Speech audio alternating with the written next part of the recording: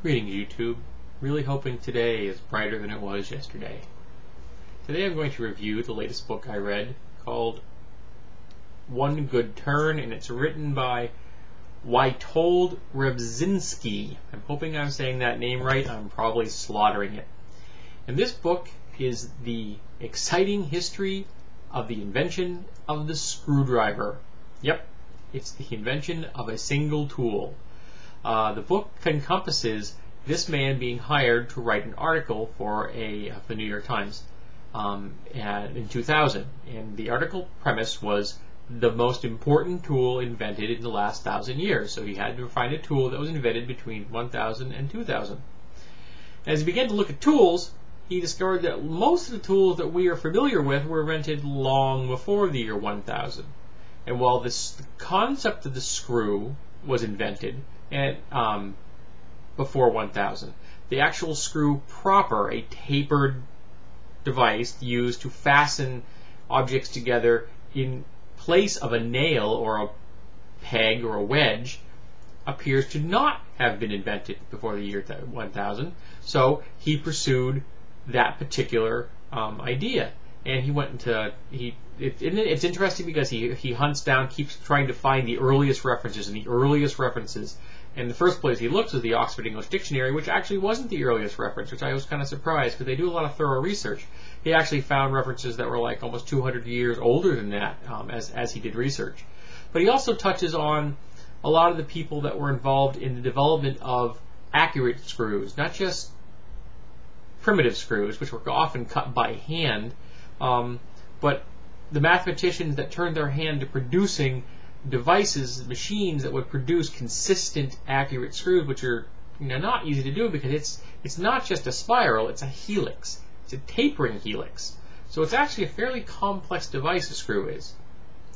And we needed the screwdriver because the early screws used a bolt-type head, usually a square-type head, which is more difficult to make tools for because you remember you're making these by hand, so it's hard to make a tool and a square-headed screw. They're going to match. It's much easier to just make the head of a screw a dome, or you're able to flat and just cut a slot in it. That's much easier. It's much more consistent, and it's easier to have a device that you can then manipulate it with, which is the screwdriver.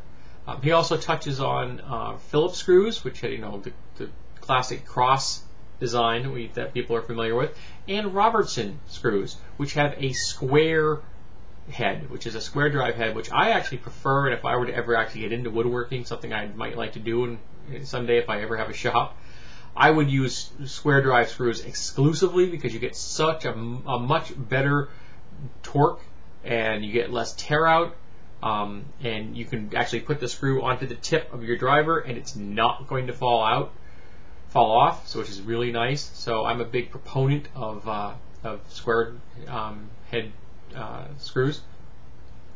But this man has also written a number of other books, one of them dealing with building his own house. And when I say he built his own house, they used hand tools to build the initial stages of his home until they had enough to justify bringing in power, because for a long time he couldn't afford power, and until he convinced people to give him more money, like, yes, I'm actually building a house, he was able to finally get power to the site. So he built this place by hand, and that's fascinating.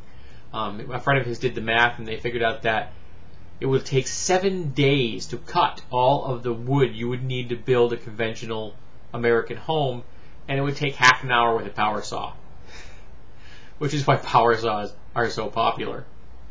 But if you have a fascination for tools, technology, and general engineering, and it's particularly books about very tightly focused subjects, like, for example, I've read books about bookcases, about salt, about cod, about the color mauve. These are all books that are very tightly focused subjects. The book on phosphorus once, that really get into one thing and they take it as deep as they can go. If you're into that kind of a reading experience, I definitely recommend One Good Turn. And I got this book off of Amazon for 2 cents. $3.99 in shipping and handling, 2 cents for the book, so I paid $4.01. How anybody made any money off that, I don't know, but now it's mine.